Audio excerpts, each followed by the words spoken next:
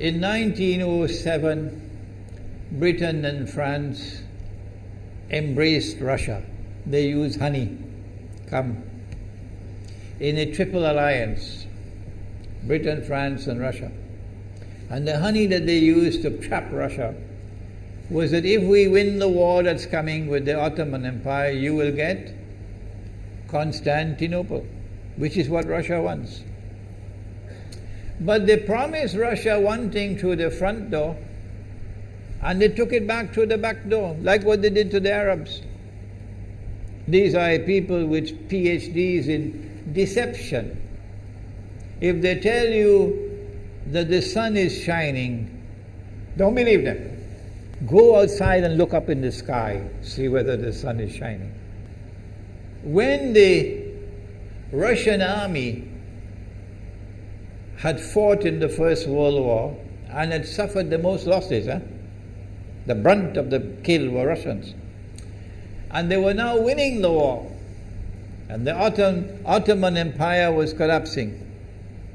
And the Russian army is only an arm's length away from Constantinople. They don't want Russia to get Constantinople. No. So what did they do? Russian Jews organized and executed the Bolshevik Revolution, which overthrew the Russian monarchy. They killed the Tsar and the whole family, overthrew the government, and took Russia out of the war. So the Russian army had to stop in its tracks and could not go to Constantinople. In other words, the Russian Jews stabbed Russia in the back. They did more than that. They brought communism. Communism is not Russian. These dum-dums don't understand that. Communism was created to destroy Russia. Why don't these dum-dums understand it? Communism is not Russian. Communism was created to destroy Russia, to destroy the Russian Orthodox Church. So they brought communism in the Soviet Union.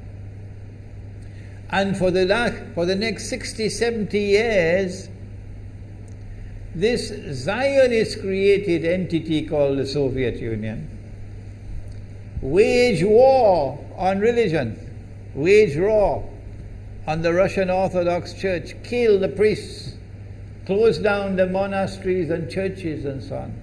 60, 70 years. And then, when the appropriate time came and Israel came into being, it is this same Soviet Union which opened the doors for millions of Russian Jews to now migrate to Israel. If you go to Israel today, you might believe you're in Russia. So many people speaking Russian.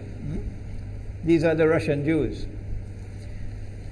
And then the Soviet Union, 6 years after Israel came into being, did something strange and mysterious. Crimea is Russian territory. Crimea is a part of Russia. The Soviet Union decided to give Crimea as a gift to Ukraine. Why did they do that? The historians don't tell you. So let Imran tell you. They gave Crimea to Ukraine in order to stab Russia in the back one more time. Because if Russia loses Crimea, it will enhance Israel's security. The Russian Navy is based in Crimea.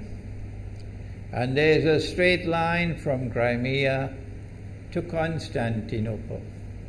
To get out of the Black Sea and to get into the Mediterranean Sea, you got to pass through the Bosphorus. And the city of Constantinople is located right there on the Bosphorus. So they gave Crimea as a gift to Ukraine. They never bothered to consult the people of Crimea and get their consent. No. They never bothered to seek the permission of the Russian people. No. But Washington doesn't want to hear that.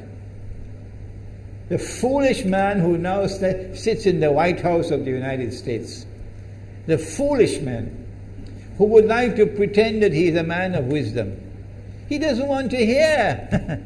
But what are the rights of the Russian people? Were they not violated? Do they not have the right to correct Iran and recover the territory which was unjustly taken away from them on Israel's behalf?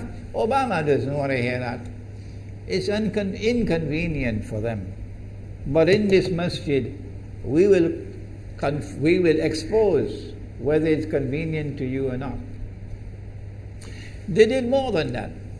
Not only did they give Crimea to Ukraine, but earlier on they gave eastern Ukraine. Eastern, part of it now eastern Ukraine was Russian. It was Russian. And the Soviet Union gave it as a gift to Ukraine. Why is it being given to Ukraine? Answer is that when the proper moment comes, the same people who brought the Soviet Union into being now have a method by which they can cause it to collapse. The method that they're using now in Venezuela, popular demonstrations, they did it in Egypt, they did it in Tunisia. They are masters of that. They did it with the Soviet Union. I used to think that the Soviet Union collapsed because of Allah's kindness. But I was wrong. No, it was the Zionists who brought down the Soviet Union because they didn't need it anymore. Like tomorrow they wouldn't need you anymore, Saudi Arabia. And they wouldn't need you anymore, Islamabad. When will you understand that? They'll just throw you to the dogs. You served them long enough. So they brought down the Soviet Union. Why? So that Ukraine might emerge as an independent state. That's danger for Russia. They prepared the way. And now Ukraine emerges as an independent state. So the rope is around Russia's neck now. And from that day, when the Soviet Union collapsed, until yesterday, the relationship between Russia and Ukraine was always problematic. But the people of Ukraine still had the good sense and wisdom to appoint a government that was pro-Russian. The Zionists decided it's time for us to use our, the street demonstrations. And last October, November, December, the world witnessed Caracas all over again. And eventually, the Zionists got what they wanted. You have the money, and you can send in your special people, snipers who will kill, and so on, throw petrol bombs and so on. And eventually they got what they wanted. They created enough havoc. May Allah protect Malaysia from that. Ameen. Ameen. And the president of Ukraine fled. He's a democratically elected according to your method, Mr. Obama, according to your system. He's a legally elected president of Ukraine. And he had to flee. And these hypocrites in Washington and London and Paris who would like us to believe that they are honorable men. They are not. Instead of standing on the side of the legally appointed president and demanding the rule of law, they all showed their colors as hypocrites in immediately recognizing the new government in Ukraine. The new government in Ukraine is anti-Russian. That's what they wanted. That's why they brought down the Soviet Union, to bring in a Ukraine into being as independent state, and then to eventually get an anti-Russian government in Ukraine. If by Allah's kindness Putin had not intervened and been so spectacularly successful, this is what the plan would have been. The new government in Ukraine would have joined NATO, and Russia could not stop it. And when the new government in Ukraine joined NATO, NATO will then send its armed forces into Ukraine. It could include nuclear weapons. Then Ukraine will pick a fight with Russia and decide that Russia must now vacate Crimea. Shut down your naval base. The rope is now tightened around your neck. Russia has to put its tail between its legs and withdraw its fleet, Black Sea Fleet, from Crimea. Russia is no longer a naval power. Crick crack, you finish.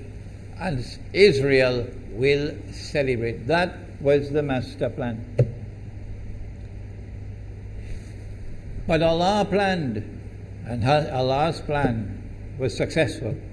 And it is time for the Muslim world to recognize and to see, I cannot influence governments, so what can I do?